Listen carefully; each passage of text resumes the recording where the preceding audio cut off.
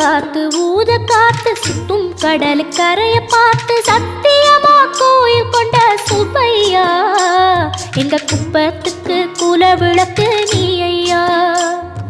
வாட காத்து வீச பார்த்து அலையை எதிர்த்து வலைய போட்டு மீன் பிடிக்கும் தொழில் நடக்குது முத்தையா. கரை மீண்டு வர காவல் உந்தன் வேலையா. திருச்செந்தூர் ஆண்டவனே வேல் முருகா தினம் உனக்கு நன்றி சொல்வோம் மால் மருகா. திருவடியில் தவம் இருப்போம் திருமுருகா தீப்பெழுது நலமெனவே வடிவழகா.